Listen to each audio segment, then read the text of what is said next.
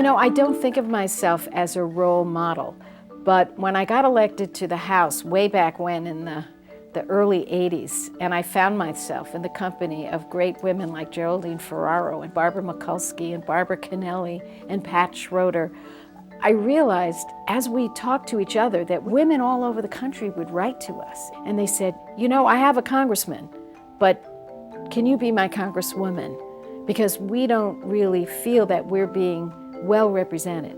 You are my congresswoman when it comes to protecting a woman's right to choose, our dignity, our health. When I got elected to the Senate in '92, it was the so-called Year of the Woman. Well, we did triple our numbers, but we went from 2 to 6. So we still were such a low number in the Senate. Now we're up to 14 and counting.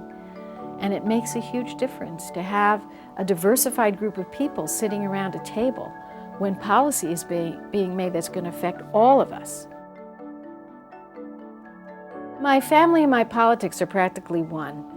I would not have gotten into politics if I didn't have young kids during the Vietnam War. I really, truly believe that, because I would look at those children and I thought about their future and I was frightened. I was educated in economics. That was my interest. I was a stockbroker. Suddenly that lost all meaning. It just lost all meaning for me. And what had meaning for me was the kind of world that my children were going to inherit. My husband has been very supportive. And when I went off to Congress, I said, don't worry, honey, I'm just going to be there 2 to 4 years. I just feel I want to make a little bit of a difference. And now it's, you know, so many years later. I had men and women role models. I had Martin Luther King, a major role model. Rosa Parks, the beauty of that woman just saying, I'm an ordinary person, but I won't take it anymore. Her sense of outrage, the fight for dignity. I always believe that you need to stand up in the hard times if you were going to make change. Somebody once did a story about the women in Congress and what makes us able to take all the slings and arrows that we were taking early on. The psychologist who did the interviews found out the thing that united all of us, and we were quite different in terms of our backgrounds, was that we had what she named inner applause.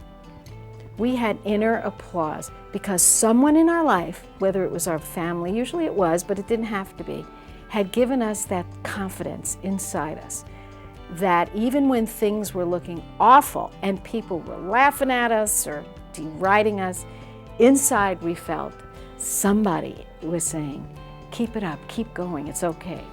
And so get that inner applause. You know, it starts with believing in yourself, and think about the other people who do believe in you and feel that at the toughest times, and you're going to make it through.